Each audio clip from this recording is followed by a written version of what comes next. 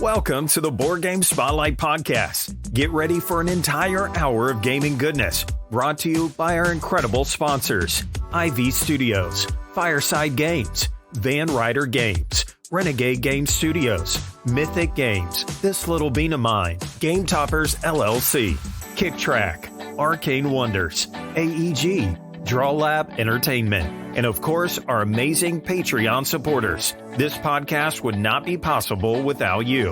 And now, here are your hosts, Derek and Lizzie Funkhauser.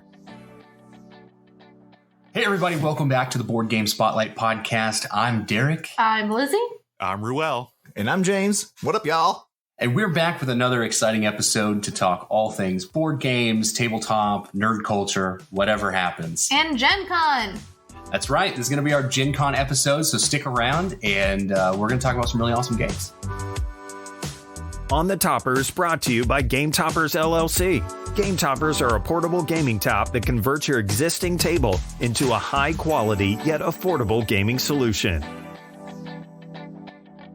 All right, so Gen Con is this weekend. Woohoo! Woo! Get excited. It's like this. It's the Super Bowl, right? It's the Super Bowl of board That's games. It will. Who's got the butterflies? On this side of the planet, right? Like on our side. Yes. And all of our European folks are like, and I shouldn't do any. I shouldn't try to do any accents. It would come off as bad. But like, they're like, no American. And you know what? Yeah, it's Super Bowl 1.0 and then 2.0. Well, or Super Bowl is fine. very American. No one else has a Super Bowl. So, I think that's a pretty good. Essen to more like the World Cup. The World Cup, Of exactly. soccer? Yes, Right. that's the World Cup. Yep. This is a Super Bowl. So Very true. American. Yep. We all think it's the greatest thing in the world. We're the only ones who care. Well said. Well said. Regardless, it is Christmas in August for a lot of gamers because there are a lot of awesome games releasing at Gen Con this year, and we're going to talk about those. We'll talk about the games that we're most excited about. We'll talk about games that we've played that we would probably recommend to you, games that we already have in our collection, but I think, obviously I'm not going to buy it again, right? I hope not. Unless it's gifting. You Gift never it to somebody. All right, so why don't we talk about the games that we are most excited to maybe demo or play or purchase at the show? Ruel, you want to start us off? Yeah, I'm going to dive right into this one. I've been talking about on different podcasts, different live streams I've been doing, but the number one on my list is Twilight Inscription. This, a few years ago, we all thought it was a joke, a roll and write based on Twilight Imperium. And somehow, some way, it became reality, and that's what I'm super excited to try. I think they Fantasy Flight Games might have live streamed a Teach the other day, but they're going to have copies to demo out there. And I'm trying to get in touch with someone at Fantasy Flight because I want to be like one of the first ones there to play this game. It takes the epic 4X Twilight Imperium experience and drills it down to about a 90 to 120 minute 1 to 8 player experience, and it really is Twilight Imperium. It has all the factions, has all the powers, and it's a roll and write. I'm just, again, my mind is just blown that they made this. Now, it could be a total dud. It could be just a big mess, because think about it, roll and write for like 2 hours, that just sounds insane. But at the same time, I got to give it a shot because I love Twilight Imperium so much. And if I can get that same feeling of a 6 to 8 to 10 hour game in an hour and a half, yo, sign me up. That is the game I'm most excited about, is Twilight Inscription. Well, What about y'all? Hadrian's Wall is a pretty long rolling, right? Yeah, it's about a 60-minute roll, right? So, I mean, Okay. a 90-minute one. Yeah. I don't know how I missed hearing about this, This is the first I've heard for Gen. So when I looked at the Gen Con preview, I looked at a lot of stuff that was going to be for sale because I'll be working the booth, so I won't have a whole lot of time to go demo. So when I have my breaks or in the morning, like I am dead set on this booth at this time. Here's my money. Give me the game. Yeah. And to be fair, I got so excited I didn't even check it was going to be on for sale. No, we're talking about anything that's going to be we're there. talking about all things Gen Con. Oh, you awesome. got it. So you got it. I think they're gonna. They said it's a Q4 release this year, so a little later. But they will be showing it off at Gen Con, and I know it's going to be slammed. It's going to be crazy, but I'm going to be somewhere within that madness trying this game out. I'm so fired up about it. But yeah, that is the top of my list, my friends. That's awesome. Well, we know how much you love Twilight Imperium, so that's super exciting for all of you Twilight Imperium fans out there. Lizzie, what about you? What about me? I don't know. What game are you excited about coming home with, or maybe playing? Do you have one? The Let's Make a Bus Route port over that they're finally bringing. Oh, yes. So that is another roll and write. Apparently, we love our roll and rights, don't we? Get on board, New York, London. Yes. Because we've heard so much about that. I've heard a lot about this game for years. Obviously, we never were able to get an international copy of it. So the fact that they're finally bringing it over, I hope that, it's... What's that? Not like the Subway game that I love, Metro X. Metro X. How they, when they brought it over, they changed it and made it, a little easier and not quite... Yeah, I hope that it's a true port and then it's not... would we know though? Because if we had played the original, we wouldn't know any changes. So when I played Metro X, they changed a couple things. I was a little disappointed. So, I obviously have no knowledge of the original game other than it sounds amazing. And I'm excited that it's getting brought over, but get on board from Yellow. That's right. Get on board for get on board. Those are the dad jokes coming through. Love it. So I have a pretty long list of games I'm very excited about. But no one is shocked by this. Are you shocked by this information? No one. This is my shock face. But the game that I'm most excited to finally have a copy of, and I know they had a small soft release at Origins, but that's Green Team Wins. You have not shut up about this game for I'm finally going to have a copy. I prototyped a copy to take everywhere. I played it with so many people. And Isaac Villa brought me the fanny pack from Origins. So that was super cool. So I have the fanny pack, but now I'm going to have the game. And if you've not played Green Team Wins, had a chance to, it's a large party game similar to Just One. Which, no one has because it hasn't released yet. No, I know. Well, if you might have had it at Origins, you might have bought it at Origins. I've seen a bunch of people talking about it online. But it's a party game, kind of like Just One, but you're trying to be in the majority of an answer to score points. And it's just a riot. It is. We've played it many times. It's super fun. So much fun. Always laughter. You might have a friend though that's just totally on their own path that just never gets on the majority regardless. Because it's not what you think; it's what the majority of people at the table think. So you could be I'm so sure everyone's going to do this. Yeah. And Ruel, I would love to get a chance to play this with you in the evening at Gen Let's Con. do it. It would be a riot. We've played up to 20. Nice. Oh yeah. I was talking about this game. I talked about the game, basic gameplay stuff. How does the game end? Is it until one person's remaining on the other team, or is it just a certain number of points? There's 3 different types of questions. So it's 5 of each question? 5 of each question, so 15 rounds. Yeah. Oh, okay. Yeah. Cool. And there's a fill in the blank, multiple choice, and then this or that. So those are the 3 types of questions. So.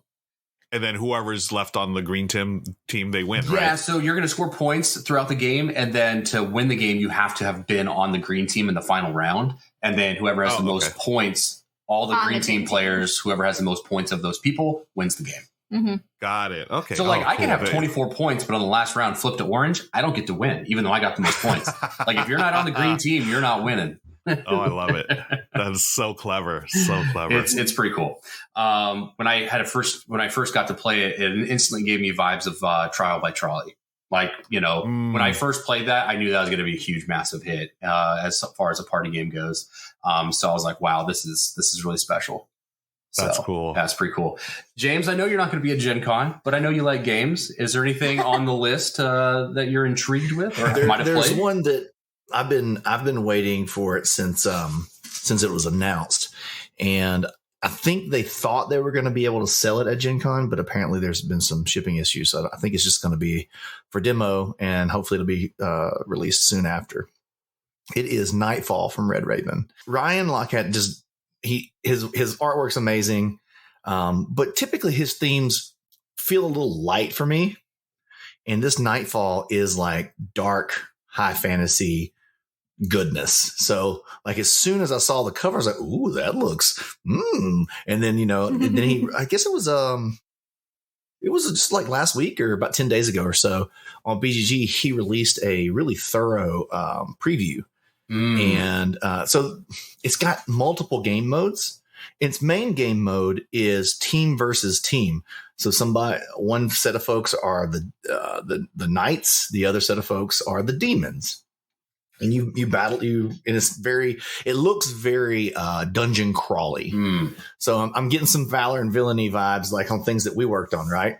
Yeah. Now, I don't think it's one versus many. I think it's team versus team specifically, but it does have a solo and 2-player campaign mode, which is done specifically. So this game design was from somebody else. I believe it's T. Alex Davis was the team versus team. And I think Ryan and Melanie worked on the campaign part of it. So just looking at all the artwork, looking at like the gameplay type stuff, I'm very excited to get my hands on this one. So a little sad that it wasn't ready for Gen Con, but A, I'm not going to be there, and B, I understand shipping issues of these days. Yeah. So talk about shipping issues, Superbacker James. Yeah. What do you mean you're not going to up in arms here? You're not going to take this to here's BGG? the thing. If you back enough Kickstarters like I do, then you don't worry about when they're delivered because you've got one every 3 or 4 days that's hitting your doorstep.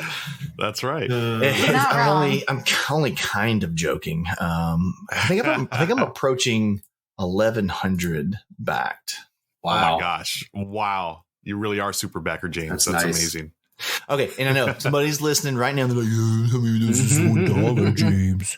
And I went back. It was about a year ago, and I did the math, and it was only about 35%. 35% of my backs were $1 for support. But it's hard for me to remember because a lot of those $1, I'll still go into the pledge manager and end up getting the game. Yep. Exactly. Yeah. So. Yeah, I'm at about a 50-50 rate of like dollar backs and then like full pledges. So it just depends really. But I back a lot of dollar, just even like games I never intend to purchase, but just to give whoever that is a boost, because I think we've got over 800 people that follow us on Kickstarter. So they'll get that notification email, right? So just a little bump to whoever it is. And, that's cool. I mean, I've done like RPGs and those cool like zine quest things. And there's just like some crazy stuff, I'm like, yeah, they look like they could use a bump. They only need like $2,000 or whatever. So right. Yes, broccoli. Yes, broccoli. That was another one that was on Kickstarter. That was like 4 years ago. Oh man, I forgot about that. I will never forget about Yes, Broccoli. Just this week. Oh, sorry. I don't know anything about Yes, Broccoli. Yeah, me neither. neither. It was like a kid's game. It was a kid's game on Kickstarter, and it looked really cute. And it kind of just between me and some other people got like this kind of like jokey cult following behind it because it just looked super adorable and quirky. And like we shared it and talked about it so much that it ended up funding because they were stagnated, and like we just like propelled it over the finish line. We were like, "This looks cute. Awesome. It's a little family It was game." super cool. It was just minimal funding goal. It was back in like 20. I'm gonna have to look it up on Kickstarter right now.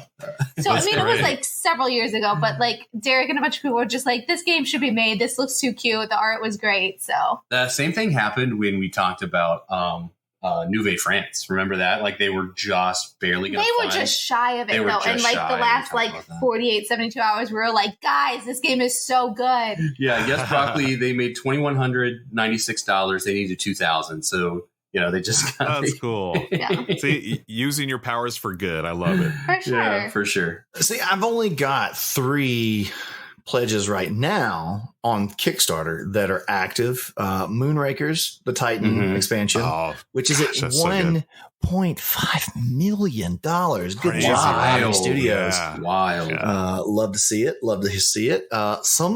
Some crap ass game called Star Realms Rise of Empire. You ever heard of that?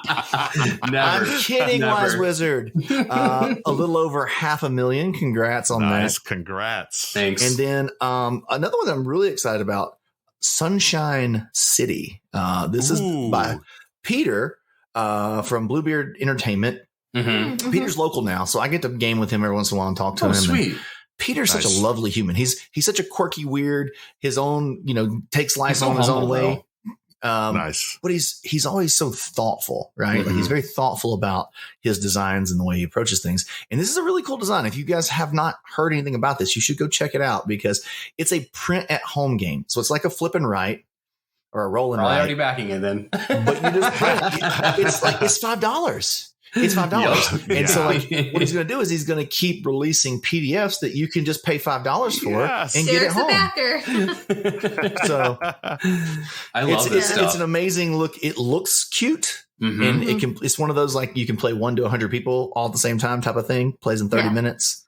He described it to me at a game night one night before he launched it, and I was like, that sounds like a roll and write that I want to play, sir. So do it. Yeah. So, that's my next goal is like I want to make just a $5 roll and write with Lizzie. Like just make one and do it. It'd be super fun. Well, this is such a cool concept, it's right? So like awesome. $5, you print it at home. You just use dice that you've got around the house and whatever. Like you grab some meeples out of another game, and you're off to the races. And with as a business. Right. He being able to just say, cool, here's a new set of scenarios, $5 more. No shipping. It's like DLC content that you just print out at home and you can play as much as you want. Yeah. No shipping. I love this. Yeah. We've been talking about this more recently, I feel like, with this whole business model, right? And I'm all for it. Derek, we've talked about it before. Just backing those $2, $3, $5 roll and writes that you print at home. I think it's fantastic. I think I shared, I don't know if I'd share this or not, but Copperdale is another one.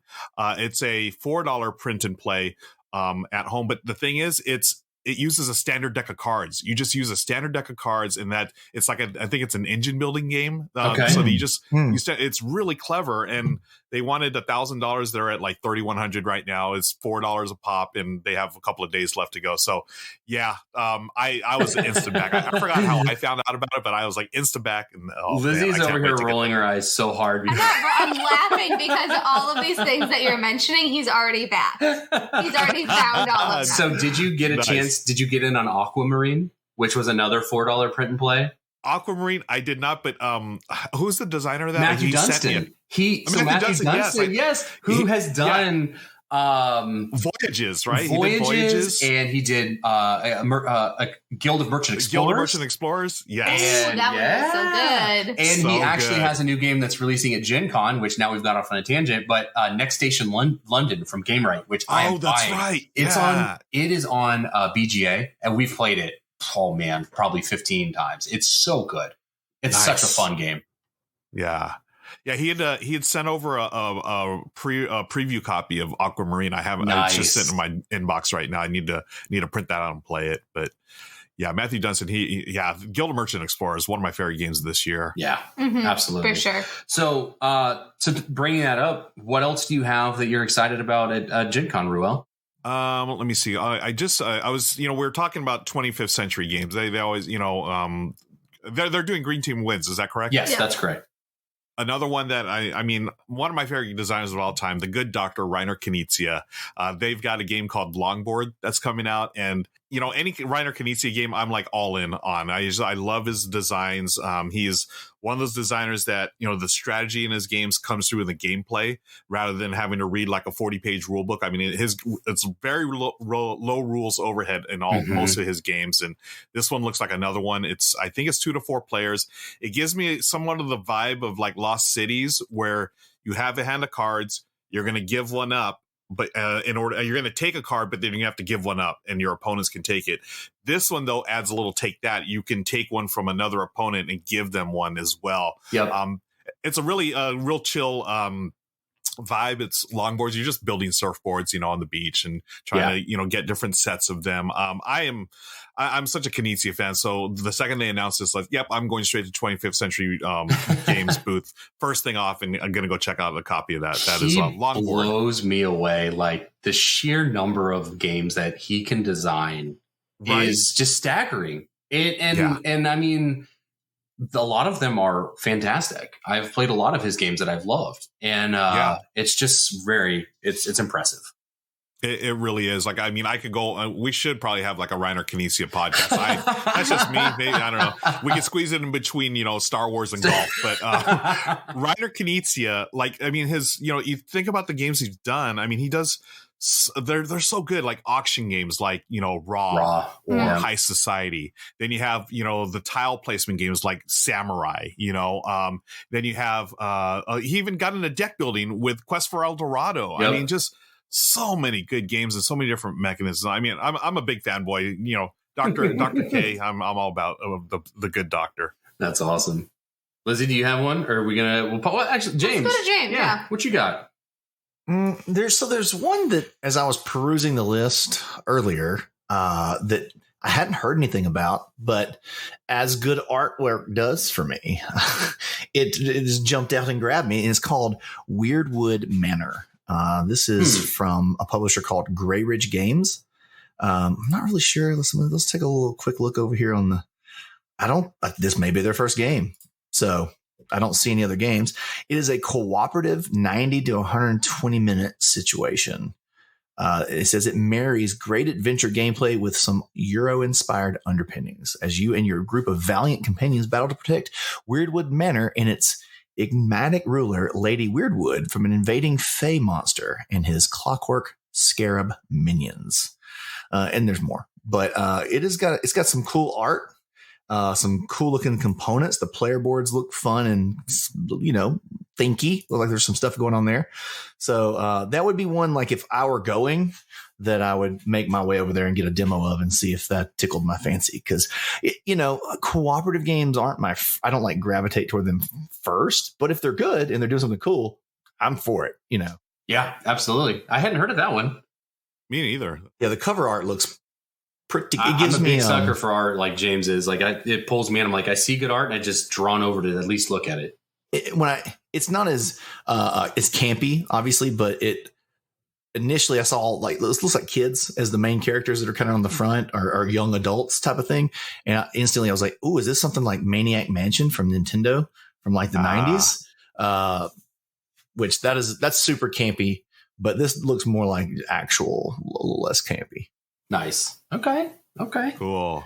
Lizzie, I think you're next. What you got? Cat in the Box by Bezier. Yes. Which is I'm very excited for this. Trick-taking game, but I don't know how to just like. You got a chance to demo this at Geekway, right? I did. I saw it at Geekway, and like you choose what number / color the cat is, and then there can only be one each round, and then like it's hard to explain. You'll have to go get a demo of it or just buy the game and learn it. It's pretty easy once you sit down and play it, but it's a really unique take on a trick-taking theme, and it was a lot of fun. So it's like, Schrodinger's cat is a dead or alive type vibes, very cute, small box, but yeah, it was a lot of fun. I played a couple of rounds at Geekway and I loved it. Yeah, I looked at it and I watched you. It looks really quirky, and I love just like new ways to do trick taking. Yeah. Yes. So yeah, I'm always intrigued by that. Mm-hmm, for sure. Have y'all played that game? God, what is it? I just got it in. Brian Boru.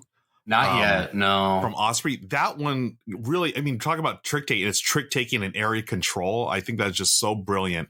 And the designer, I've really become a fan of his, Pierre Sylvester. He did a game called Village Green, which was excellent. For a card-based game, it was super thinky. And then he also did The King is Dead.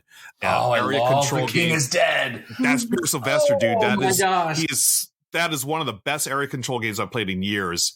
And that game is so wild. Yeah, so Brian Boru, that's his game too. He takes area control and fuses it with trick taking. I think it's brilliant. The only problem is it's a 3-player minimum game, so that one you have to find an extra player. At least for me, but I'm excited about it. And Pierre Sylvester, he is, like, for me, in my eyes, he's been a designer on the rise. I've been really enjoying his games lately, and starting with The King is Dead. That's so good. Yeah, I've actually, so that's one of the games I've had on my wish list to grab at some point, but it was out of stock for a little while, and I see it, and I kind of forget about it because I played it online. But it was the only game that I have ever played where you can complete the game on your first turn. Like, you can play all 8 of your actions on the first turn and never do anything the rest of the game.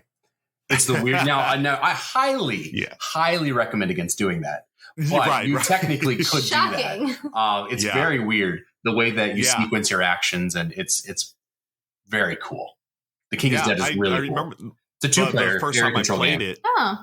The first time I played it, I was, I think, the second player out, and the last player still had 3 turns. I'm like, oh my gosh, there's no way. And I ended up winning anyways. I was like, whoa, this is pretty cool. Very, very unique game. Yeah, very cool. So for me, obviously, I have a lot of games that I'm excited about. I'm gonna mention just briefly Ready Set Bet, because Ruel, I know you've been talking about this one. You played it, yeah. Definitely gonna be buying that. I love betting games and horse racing. That's gonna be super fun. I'm also really excited to get a chance to look at a game called Dandelions from BoardGameTables.com. It's for 2 to 3 players, and I hear it's really fun. A bunch of my friends have been talking about it. But the game that I want to talk about specifically is a game that I have been wanting to play for a long time and never did because of its problematic theme. And I'm very excited that Pegasus Spiel is bringing Sky Mines, which is a re-implementation of Mombasa. So Mombasa has very racist overtones and colonization theme. And so I just never played it, never bought it. I stayed away from it because I don't want to be a part of that. But when I read an article, or it was either that or something published by Alexander Pfister saying that he understood, and he talked about this lengthy process he's gone through of how he understands in the past things have changed, and in his understanding of the way things are, and the things that he might have done that hurt others, and he decided to retheme this game. He'd been working on it, so it's called Sky Mines. You're basically settling the moon, which I don't know if that's a better. I mean, it's better, but like we're going to take over the moon, which is funny because it reminds me of For All Mankind, which is an Apple TV show. You've never watched that, but that's about colonizing the moon. It's like the alternate history space race between Russia and United States, where Russia beats us, and it's fantastic. You got to watch it. Super great. Cool. And it's alternate history, which I think is really fun. But anyway, Sky Mines, again, is a game that I'm really happy to get a chance to finally buy and play, because I've heard that the mechanisms and the gameplay of Mombasa were great. And Alexander Pfister is one of my favorite designers. I just love the Euro systems that he does. So I'm excited that hopefully this is a new chapter of Alexander Pfister's themes and mechanisms and games. So. Agreed. Yeah, I cannot agree with you more. I never played Mombasa, but I've heard, some people consider that his, his masterpiece. And so I'm looking forward to trying out Sky Mines for those reasons. Great call. Anything else from anybody before we go into like games we've been playing recently? Or if you got them, throw them. Yeah. Today, I recorded I did a live stream of my Gen Con preview, and one of the people in chat threw out this game that I totally overlooked. So it's Clank Catacombs. I just assumed it was an expansion for Clank. No, it's a standalone game that adds Tile Lane. I'm like, what? So this one I need to go check this out, because I love Clank. I love the deck building and sort of like, you got that little race to get out of the dungeon or whatever. But throwing some Tile Lane, I love tile layers. So I'm really curious to see where this one goes. So yeah, Clank Catacombs. I'm definitely going to go check that one out as well. Nice. I just picture myself. Good call. Yeah, I'm sure we're all going to be running around like chickens with our heads off. So absolutely. And it will be in like the group chat, like, hey, what'd you find? Oh, you got to go check this out. Or dude, I just got a chance to play this. You got to go look at it. Yeah, totally. It'll be super fun. One of the games that I didn't realize, I thought they were going to have it for sale, but again, like James mentioned with Nightfall, there's been logistic issues. Go figure. But is a game by John DeClaire that's not coming from AEG. It's coming from Brotherwise Games, which I'm a huge fan of Brotherwise Games. Yes. Called Empire's End. And I don't know much about it, but the fact, again, Ruel and I know we're John DeClaire fanboys over here. Yeah, big time. If John DeClaire's on the game box, I'm going to play the game. Like that, there's no questions. Like that's going to happen. Like him, Luke Laurie, I'm going to play his game. Yeah. I got a sneak peek of the game at Dice Tower West. I was talking to Johnny O'Neill there, and it's got overtones of space base. Got that sort of like tableau with the skinny cards, but just from the little I saw, I think it's like the next level of space base. I mean, it looks really good. Nice. So yeah, I like civilization games. I like building up civilization, that type of thing. So the theme definitely interests me for sure. What about you? Got anything else you want to mention before we? No, I'm only going to be at Gen Con for 2 days, so I'm I'm going to be packing a lot into a small amount. So, like, okay, we talked about the games at Gen Con, but, like, what are you most excited about for Gen Con? Well, it's been years since I've seen people there. You know, Gen Con's a big one that almost everyone goes to. Yeah. So just meeting up with people that I have not seen in 2 years. Mm-hmm. I'm very excited to see. I have like a list of people. I'm like, are you going to be? I am. But like, I'm so pregnant. I'm not going to be able to like walk the whole hall. I'm going to get like exhausted down like the second aisle, and I'm like, you're going to have to come to me. Instead of like not like a hit list, but like just like it's a hug list. Like, I need to see you. Well, if you hug, high fives, whatever. I want to be very careful because I am very pregnant. I don't want to catch anything. So like I've taken a bunch of precautions. So I'm going to be very careful with who I'm hugging. But absolutely. I am going to be giving like a lot of like fist bumps or like elbow taps, whatever. We'll figure something out. Foot taps, whatever you feel comfortable with. Yeah. And what days are you going to be there, Lizzie? I'm going to be there Thursday, Friday. Oh, okay, cool. And if you're listening to this podcast and you're going to Gen Con, we would love to say hi to you. If you see one of us just in passing or whatever.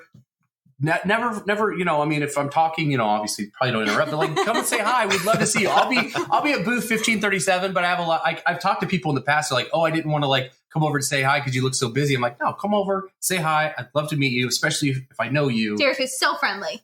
Like a Labrador retriever. I'm like a golden retriever. Yes. Yeah. Like acquaintance or friends are just acquaintances I haven't met yet.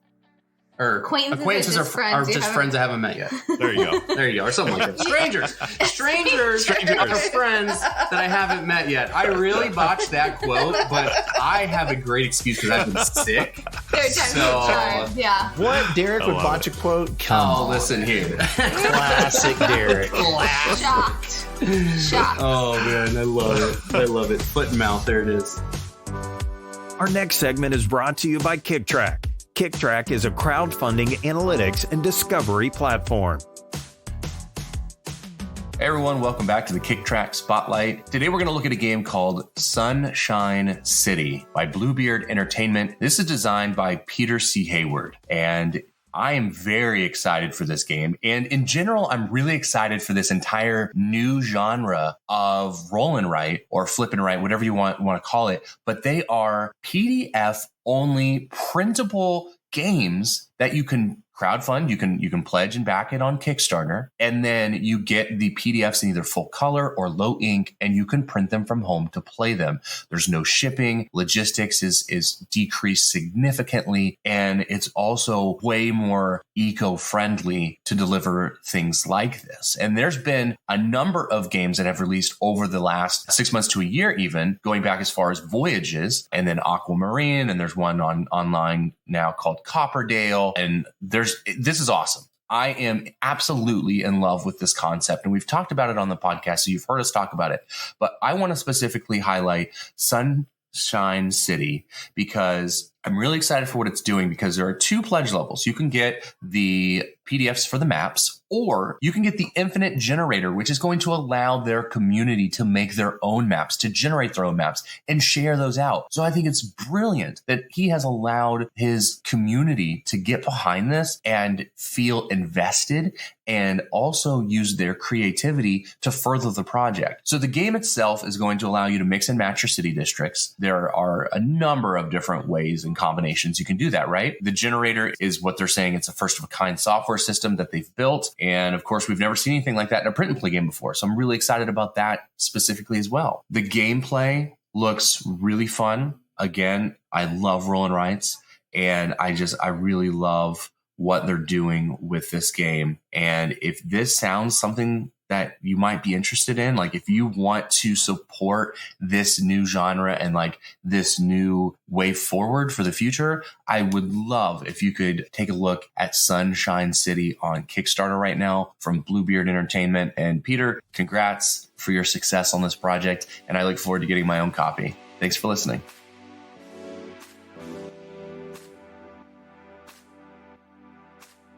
I want to know about San Diego Comic-Con, James. Yeah. Because I was envious. Yeah. No, SDCC was great.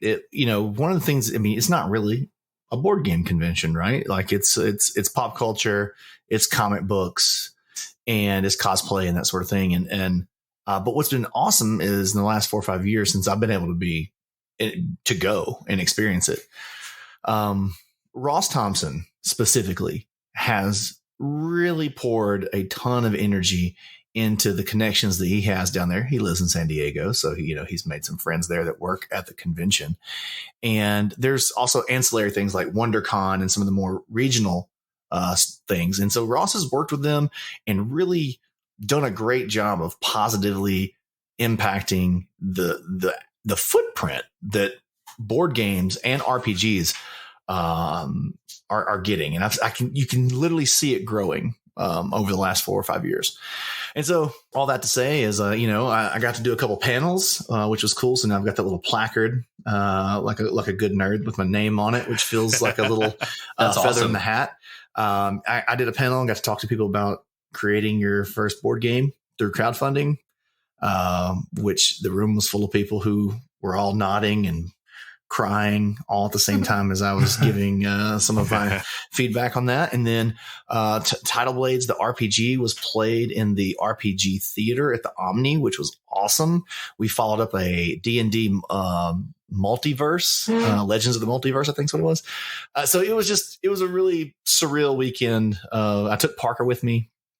We got some exclusives, I stood in a 3-hour merch line to get that dude a SDCC hoodie while he played pinball. You're a good father, James. You are a good. Seriously, that is wow. I don't understand why it took 3 hours. Like, I was looking at their setup. I'm like, guys, you guys need some help on organization. There's no reason this should take 3 hours. Anyway, it was great. It was great.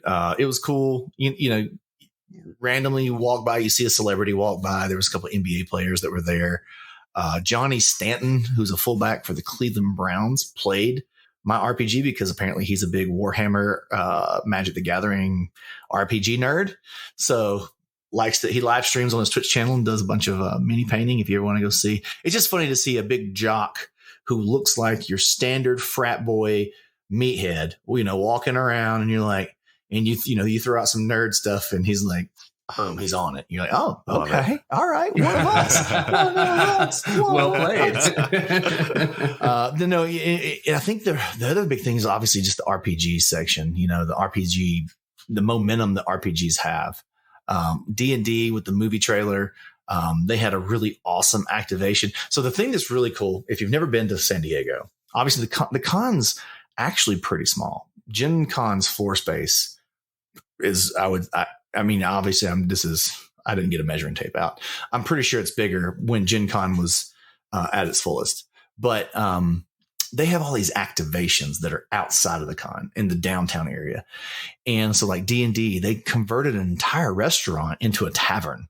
And when you walked in, you were literally in like a high fantasy tavern that had a dragon and you're getting drinks. And these activations are everywhere. And that's the cool part. Like, so typically there's like 130,000 people that come to San Diego Comic-Con that get tickets. And they typically have 100,000 people who come to San Diego Comic-Con and they never get in. They just participate in all the activations and stuff. Yeah. So if you can ever get out there, obviously getting tickets is like a lottery type of situation, but maybe you can go and they do have a volunteer program that you can sign up for, and that literally you get a badge. So like you work your shifts, but the rest of the time you get to go into the con and do the con. So a lot of cool stuff. They unveiled a Pikachu Squishmallow. Oh yeah, and I need it. Pikachu Squishmallow looks amazing. Well, I think they also we did go by and try to get one of those. They did look awesome. Yeah. Well, Sad so hard to has find. been calling baby Pikachu because we're like, oh, what should we name the baby? He's like Pikachu, and that's like what he calls the baby. He calls the baby. Yeah. So I'm like, nice. Oh, that would be so cute for like like the monthly pictures that you do. I want once a funeral, but I think they're releasing in like the fall, so I'm like, probably too late. We'll get one eventually, but it's not going to make it in time for baby's birth. What do you guys think about naming the baby Pika? I mean, Seb's very, very serious about it. He's like, Pikachu. Like, you ask him what's today's name, he's like, Pikachu? Obviously. This child's going to grow up and be like, I mean, that may end up being his nickname, Hey, whatever. It works. They had some really cool Airbender, Last Avatar, stuff there at the Nickelodeon booth. We went by every day. You've got to be dedicated to get some of those exclusives. You've got to be in line to get in like 2 or 3 hours before the con opens. And we aren't those people. We would go by and we would see if some of the stuff that we were interested in was still available. And if it wasn't, we're like, all right, peace. I did pick up Grey Hulk promo pack though for Marvel United from the CMON booth. Oh, cool. Yeah, I heard a lot of people talking about that. Yeah, there was looks pretty sweet. I looked him up on the old eBay the day of, and I mean, people were trying to get $200 or $300 for those little pack of cards. Whoa, wow. You know, that's what they listed them for. But I did see them after the con drop down to $75, $60 sort of thing. But I mean, I'm pretty sure they'll have them at Gen Con. I don't think they were exclusive to like. It's not like some of the other stuff when people really bring in specific items that are San Diego Comic-Con exclusive. Yeah. I think it is a convention exclusive, though. I think, Simon's done that in the past where they only have it at conventions. Because they had the Teenage Mutant Ninja Turtles for Zombicide. I remember that. So E-Turtles? The E-Turtles, yeah. That sounds super awesome, though. I mean, I love, and there were a lot of really awesome trailers that came out of it. I mean, basically, wasn't it that Kevin Feige was like, Feige, all the Marvel fans, like, all right, y'all been crying, here you go, and just boom, gives you everything. So much stuff. He's like, all right, I'm going to shut you all up right now. Phase 5, yep. And then there's DC like limping along, like, over here too. Don't forget about us. DC. Like, we exist. Yeah. Well, I mean, they had the same amount of time to prepare. They didn't prepare anything really. Like, just. I mean, Jason Momoa is the one who let everyone know that Batman Ben Affleck is coming. Coming into Aquaman. That could have been an announcement there. Like, they just they have the same opportunity and they just can't get don't out of their always own way, use it. You know? Yeah, exactly. They're just DC. They're definitely standing in their sad own way. Little stepbrother. It's just sad. sad. They're trying. The biggest thing, the announcement that I was most excited about is Dragon Prince season 4 coming in November. I haven't seen that yet. I haven't watched that yet. Dang it, Derek. I finally started watching it last year. It's so good. Yeah, I need to catch up, but it is terrific. It looks great. I honestly think The Dragon Prince might be my favorite animated series ever. Wow. Whoa. Okay. Strong words. I love it. I know how much you love Avatar. I'm a big Avatar fan myself. I thought you liked Korra better, we love though. Korra. We're Korra fans. We're Team Korra. Fan. I also was really hyped to see the movie that was announced for the young adult Avatar crew. So that's awesome. We're going to get more Avatar stuff. And hear me. Don't email me. Don't at me about me liking Korra more than Aang. Okay. I still like Aang. That's still the classic. But there's just something that sings perfectly true for us at the Hudson House for Korra. Her attitude, her sassiness, it works here in Hudson Land. Just thinking about, you're talking about, all the activations in San Diego. And that's the thing that, I was born and raised in Southern California. And I remember going to like really early Comic Cons. It wasn't even called Comic Con. It was like the San Diego Comic Convention. And this was it wasn't even the main convention center. To see it to grow to what it's so mind blowing to me. And even when it got really big, it was still limited at convention center. But within, I think it's the last 10, 15 years, it's gone. It's the entire city basically is gone. And I love seeing that.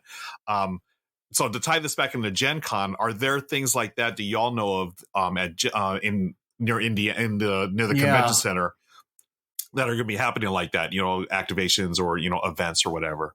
That's a great question because I've tried to find things going on like in the area. I did find a food truck lineup of the food trucks that are supposed to be at the show at various times. So that's nice. I mean, they always do like cute, like themed, like pizzas and cupcakes and stuff. But I've never seen a restaurant like go all out. I don't know if they've really expanded beyond the convention center. I mean, like they have like the tunnel to Lucas Oil, but that is still very much like part of the con. I don't know if they've branched out beyond outside the convention center. Yeah.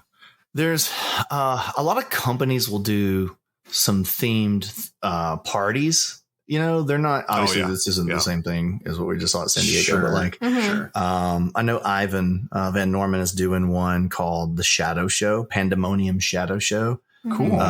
It's got live music, variety acts, that sort of thing. So I mean, I think there are some little mini things that we can do. Sure. But we don't have the budgets that these big TV and film. I mean, that's right. San Diego, an entire skyscraper will have Star Trek on the side of it. Like they paint or stick whatever those big like things are on an entire building, like a 30-story building. You're like, man, the captains are looking really good up there, Yeah. What's his name? Anston, the Strange New Worlds captain. Yeah, I'm not sure what. I haven't watched that. So. It's so good. I've heard it's good. I love it. I know. Yeah. It's amazing. We're not really Trekkies. What we talked about that last episode. What streaming is it on? Like, what platform? Paramount Plus. It's on Paramount. Paramount Plus. Yep. There's so many platforms. So many platforms. There are. I know. You always got to rotate them, right? You almost got to rotate the ones. Basically. I do. Yeah, I do. I rotate. I just started Star Trek Lower Decks. Oh my God, it's hilarious. Anyway, you guys aren't Trekkies, so we're not going to talk about that. It's hilarious. So good. Well, hey, I'm always up for recommendations. I mean, obviously, we'll watch anything. So here's the thing. I'm 39, so TNG was a little bit before my time, right? Like I've went back and watched a lot of it. But it was a little bit before my time. And obviously OG was way before my time. But I saw some of the classic episodes, right? But I wouldn't claim to be a Trekkie either. But I would say Star Trek Discovery. And I've watched lots of random episodes of DS9. So that's kind of was my past Star Trek experience. And I've seen the movies, all the movies with Chris Pine and stuff. I saw those. I've seen all those. Enjoyed all those, right? I love those.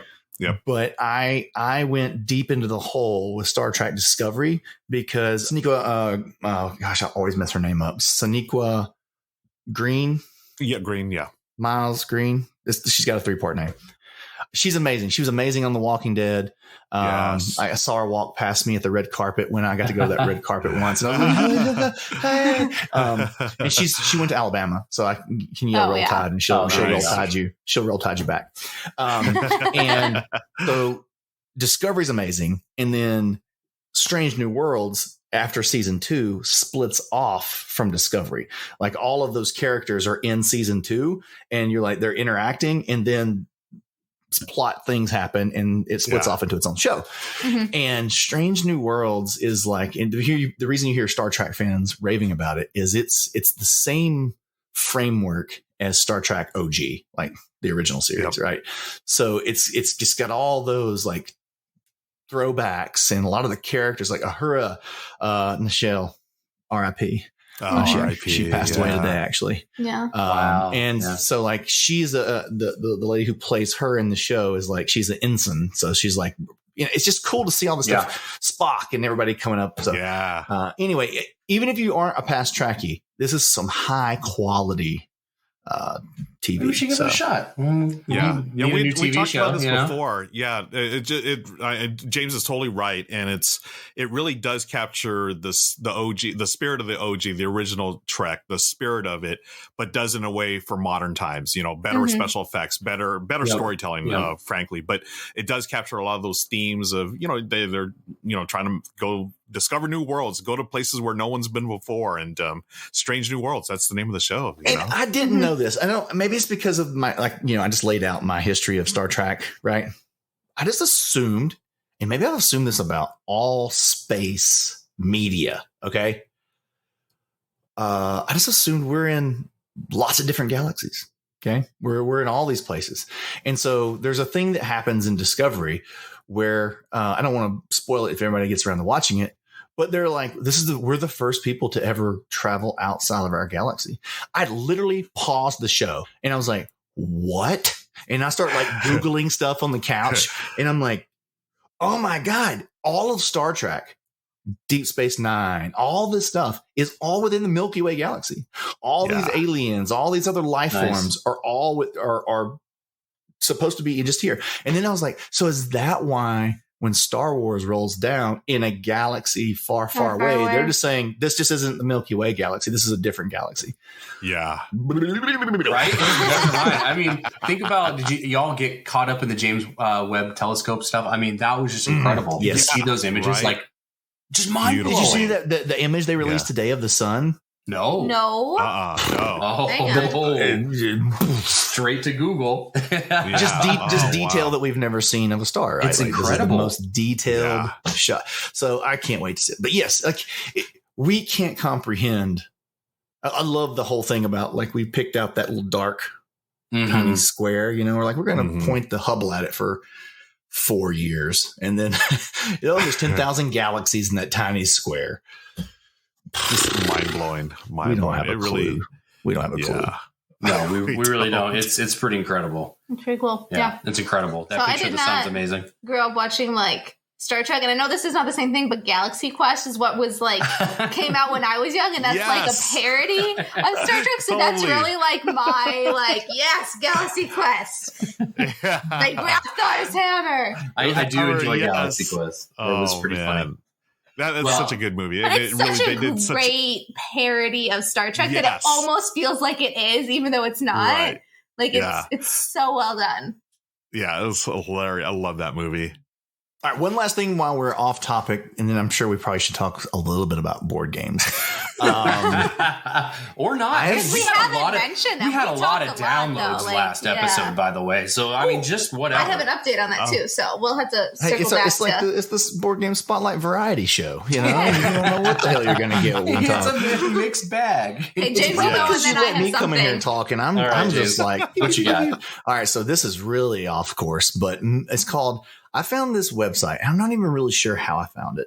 It's called Medieval Collectibles. I've always been one of those people, and I was definitely inspired after coming back from San Diego, right? Like I was like, oh, there's so much cool cosplay. And I've always one of those people who's like, I'd really love to cosplay. Yeah. But I get scared about the investment of time and money to make the stuff. It's Medieval Collectibles. Again, I think maybe it was just an IG post, you know, the AI is listening to the things I'm saying, so it knows to present me the right ads.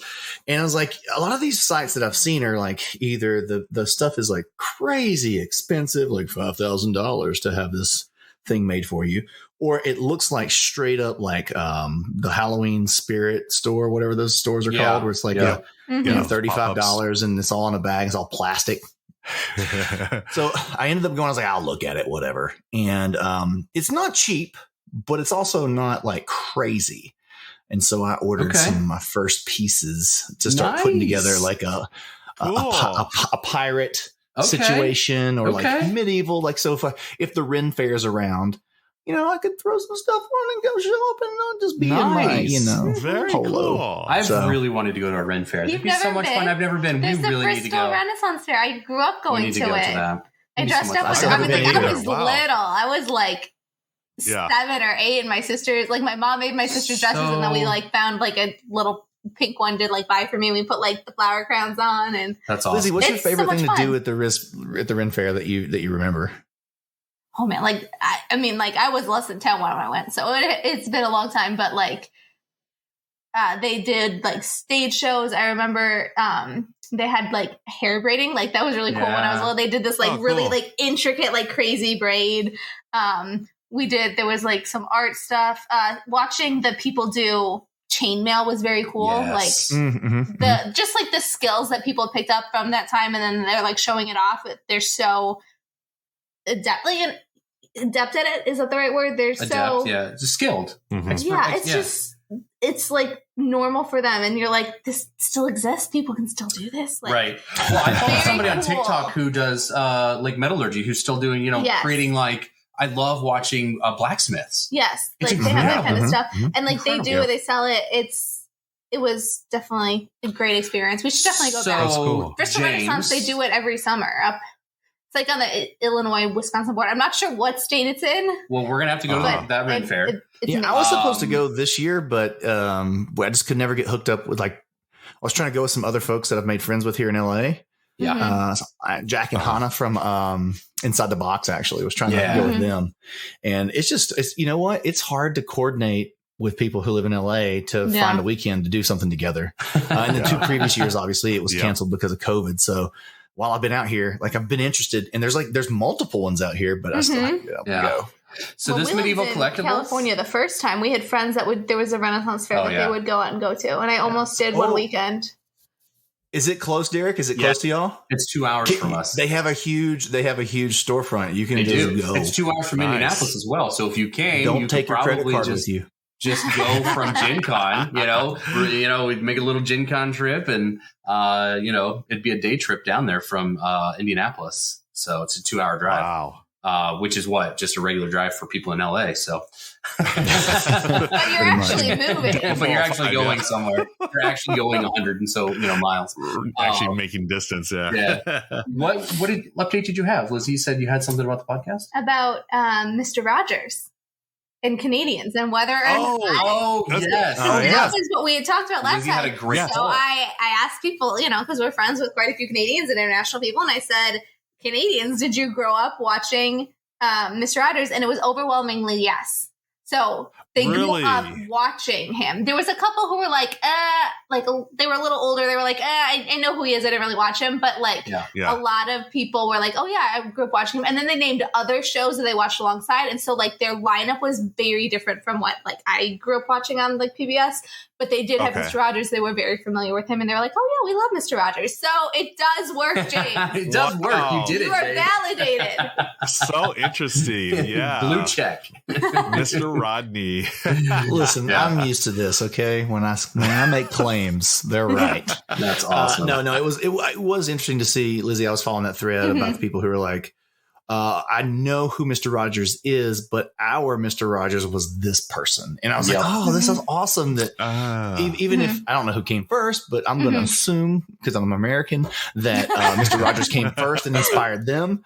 But it was awesome. It's interesting. So did they talk about what, was it like on Canadian public television? They just ported it over from American public television. And if I'm going to ask that, did they also have Sesame Street? Is that? They did not mention. I wonder if I can let me see how quickly I can pull it up. I don't remember seeing anybody say anything about Sesame Street. No, they did mention quite a few shows. Like American shows that could get. They're Canadian. Okay, this is too far. I would say that I would think that Big Bird and Sesame Street would have a much more global, universal appeal brand, than even Mr. Rogers. Yeah, I would agree with that. Yeah, here we are. Now we're debating the Canadian television viewing habits. Yeah. That's awesome. Yeah, like Daryl said, it's a mixed bag, folks. You get a little bit of everything here. Mr. Dress Up, Sharon Lewis and Ram, Polka Dot Door, the Raccoons, The Littlest Hobo. It just sounds like you're just saying words right now. Those were the names of the shows, and I'm like, I don't recognize any of those, but just words. Just those words. Yeah. Sorry, my Canadian friends. I apologize. We watch great shows. I'm sorry. We watched the Big Comfy. I watched the Big Comfy Couch. I watched the Big Comfy Couch and Sesame Street. Between the Lions. Yeah. Lots of kids shows. Kind of fever dream type ones that I don't remember I saw was Max and Ruby, was that a public television thing? Max and Ruby. Yeah. Ruby and Max. I remember watching Arthur. My niece, Dragon Tales. Dragon Tales. My niece was 3 years old. She binged Max and Ruby. She would not stop watching. I remember I babysat her one time. I was like, yo, CJ, you want to watch something else? Like, no. I was like, okay. So she sat in front. She watched it for 6 hours. I'm like, oh my gosh, what are you doing? Easiest babysitting job ever. Arthur just ended last year. Arthur was on for a long time. A very long time. It was. Parker was really into Caillou for a while. And man, when he got over Caillou, tough one. I was so excited that we moved on from Caillou. That thing was so annoying. So glad Seb never got into that. Because I told him as a toddler, he would I'm like, we do not watch that show. That show is a no. I told him, and he would point to it and be like, Mommy, I'm gonna watch because he would have his tablet that he would be able to watch it, and he would hover over and he'd be like, I'm gonna watch it, and he's like, no, I'm not allowed, and he'd pick something else. I mean, we got Blippi and right? Is it Blippi? Yeah, we went through those phases, but now we're in the awesome. No. We're in Bluey. We're in Pikachu, Pokemon. Nice. We're in tons of animated cartoon shows. So I'm like, oh, this is Dad's. Let's go. Let's sit down and watch TV. Derek's I'm in. Don't worry, you get to go back through it all again. Yeah. Oh, I know, right? Yep, very it's true. soon. I forgot about that. Very soon. Well, I don't have anything else to add to this. I mean, it's kind of been all over the place. I will say that one of the games Lizzie and I have been playing recently to get back to board games is we have an early advanced copy of Mosaic from Forbidden Games. And we're going to be doing a live stream Monday, August 1st. So it's already on YouTube at the time of this recording. You'll have, be able to watch it. But if you're not a chance, it's a civilization building game, engine building, lots of really cool stuff going on. So I really like it. I really like this one. I do too. I'll do a quick shout out for the game Keepers. That'll be releasing at Gen Con from Van Ryder Games. It is it's a lighter family weight game. It's basically like sort of like Dixit, but it has the most beautiful photography I've ever seen in a board game. Flat out, it is gorgeous. And it turns out the gentleman's name is Brian Jorgensen, I believe. I think it's Byron. He's an award-winning. Byron, yes. Byron, you know what I'm talking about. Yeah. He's an award-winning photographer. He's had like 12,000 photos, and he's been published in like Time, National Geographic, all that. And they did such a great job of bringing those over. I mean, I the first time I played it, we literally would just sit there and not even take our turns. We'd just look through the cards like, oh my gosh, look at this. The wildlife, the nature scenes, absolutely gorgeous. And it's a very light game. It's fun. And they're going to release it at Gen Con through Van Ryder Games. I got to see that at Gamma, so I'm excited to get a copy. Nice. Because AJ's like, hey, see us at Gen Con, because I got a little overview of it. It looked really fun. So like you said, the art was gorgeous. So yeah. Beautiful photos. The game I'm getting lined up to play is My Father's Work. I've been sitting on that one for a while, waiting for the app to come out. Saw that the app came out. My mom's coming into town next week with my niece, so we're doing lots of Disneyland. We're taking them to the beach and seeing stuff. So it's going to be like a vacation week for me. But as soon as they're out, that's next on my shelf of opportunity to hit the table.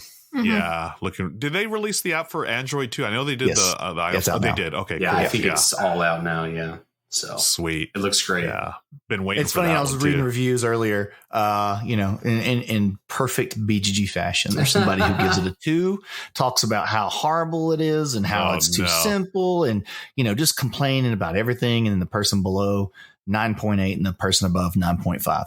And I'm pretty sure, did I hear Tom, even Dice Tower gave it Seal of Excellence. So I haven't looked yet, but it's getting good reviews, except for this one user on BGG who thinks it's a 2. Oh, BGG, how we love you. If you're that listener, if you're listening and you're that person, listen, if you're listening, we got to talk. Be better. Give me a call. It's perfectly fine not to like things, but a game of that finish a 2? A 2? Come on, give him a 4, right? Maybe a 5. At least a production quality. Like, if you didn't like the game, at least it's gorgeous. The game looks great, so I'm excited. I don't think I've ever ranked anything below a 5 on BGG. Honestly, I'm. If it's below a 6 for me, I don't even rank it. Yeah, maybe I've done a 5.5, but I can't think of anything below a 6. And like you, if it's less than a 6, I'm probably not going to review it, or rank it. I actually stopped ranking games on BGG when I got in the industry as a designer and developer, because I was like, it's kind of, I don't, it's tough for me. I'm not just a content creator, so I need to try to find a work-life balance there of I felt like not giving me, everything's 2s. If it's not mine, you got to make 10s. Everybody has 2s. James is over there I have to make sure that I'm making all the 2s and the 10s. If there's a 10, it needs a 2, right? That's I gotta right. equal all this out. Yeah. Oh, that's funny. A quick question before we get out of here.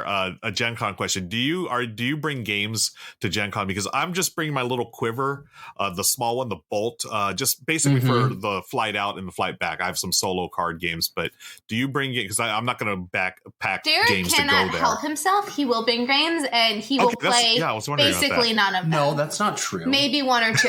He will bring way too many games. He will buy a bunch of games. We will play the games that we bought, and then we will bring the games that he packed home untouched. And he is vigorously nodding his head. And this happens at every convention. And I say, you don't need to bring games to a convention. They have a library. We have friends that we're going to buy stuff. You will have access to whatever you need. And he has yet to learn the lesson. James knows. But Lizzie, what if on the off chance that there's a perfect opportunity for the game that's in the car and a perfect night of gaming happens because Derek has that game.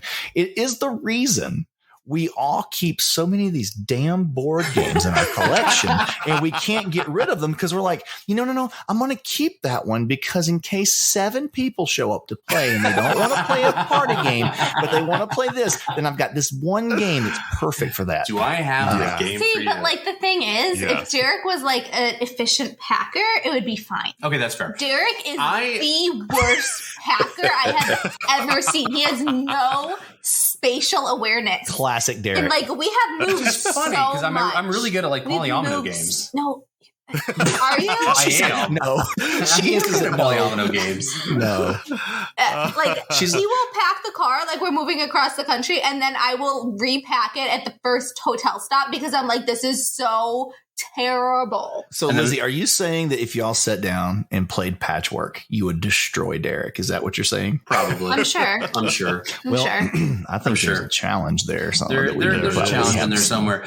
To answer Ruel's question, yes, I will have. I already answered. I will have a board game tables bag full of games with me. I will have Fuji Flesh and Coloretto and all these like really fun like card games that play like 20, 30 minutes. And I'll have some stuff with me. So yes, I will have games.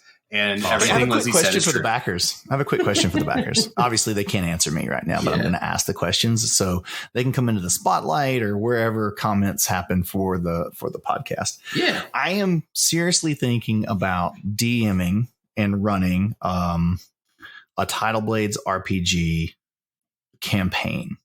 I would probably do it through my little YouTube channel or something, or Twitch or one of those, right? Somewhere where people can come in and interact with what we're saying, but and watch it live.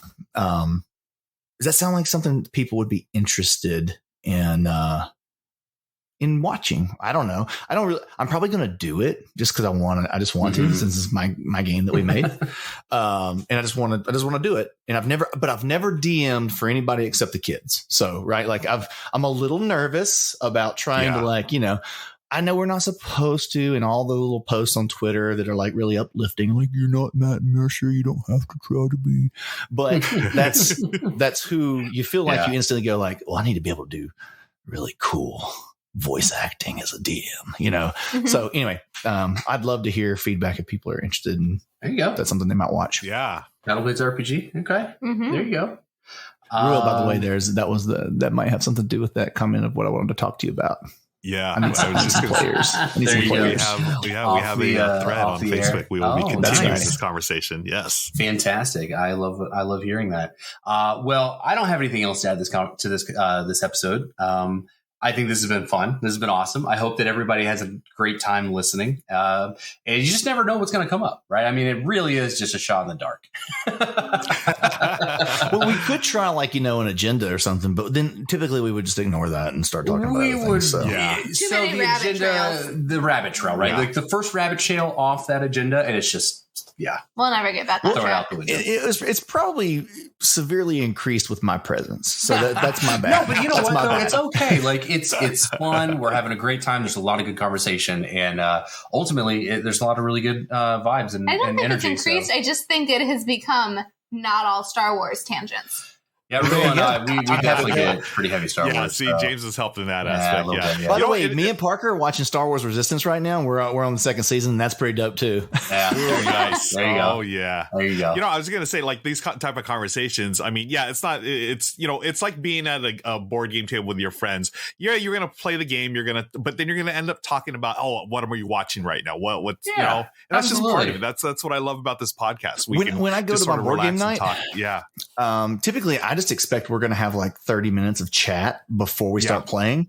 And some nights like Shoe's really like, he's kind of like amped and ready to go. And he's like, I'll walk in and he's like, all right, we're everything's set up upstairs. We're ready to go. And I'm like, wait, whoa, sir, we've got to date me a little bit before we do this. Let's have a chat. Conversation, Buy me dinner at least. Come on. Buy me dinner first, right? Christina's an amazing cook, by the way. Oh my goodness. Her food pictures are always just like, I love Christina. I love them too. They're going to be a Gen Con. They'll be a Gen Con. Christina is also, I would say, I'm not going to, she's probably the best teacher of board games. Yeah, she's really good. When she teaches a board game, you're engaged. It's amazing. I don't have any questions. And I'm just like, why is she so good? But she's a tutor. She's a professional tutor. So there's got to be some correlation there. I just want to take notes. Like, what's she doing that makes this so easy for me to rock, you know? Yeah, totally. For sure. And it's And also then I teach a game and they're never- like, James, you taught me that wrong. I'm like, yeah, I probably did. Yeah. Because I only like halfway pay It's attention amazing to the too rules. because I always doesn't do it on forget script. something, and like halfway through the game, it's like, oh, by the way, you guys should be doing this. Like, I forgot about that. I just won. Sorry. Sorry. And I used that thing that I forgot to tell you Oh about my at the gosh. end. By the way, I'm going to score 50 points off this. Forgot to tell you about it. But By the way, you can win That's just the by breaks. doing this action that I'm about to take. Sorry you Breaks. didn't know that. Sorry. should have Not watched bad. the Rodney. Watch it play. You don't watch the Yeah. Rodney. I watch the Rodney, and then you try and turn it off halfway through because you're like, no, I think I got this. Let's just try. Oh my God. Have y'all seen that meme of Rodney that came up yesterday? Yes, he's He's a a 10. Do it, Lizzie. Do it. Do it in case no He's one's a heard it. 10, but he allows you to discover the solo mode on your own. Oh, so good. Oh, so good. So that was good. but Chip Theory games. That was But amazing. He's a 10. So like funny. memes, Yeah. I I love the 10 am memes. very They're much great. enjoying them. Well, Love in it. true Midwestern fashion, we have attempted to end the conversation goodbye. multiple No, times. You haven't done it Yeah. right. You got to do the I got it. Well, Well, again, gotta get that knee slap in there. Need to head out, put the kids to bed. So Let me get you Tupperware food to take with you. it's been good seeing you. walk me to the door and Yes. kind of all that stuff. So no, for real though. Thank you for listening, and we hope that you had a good time. And we will catch you next time. It'll be post Gen Con episode. It will. Oh, it's going to be fun. All right, I'm Derek. I'm Lizzie. I'm Ruel. James. All right, we'll catch you next time. Thanks. Bye. Bye.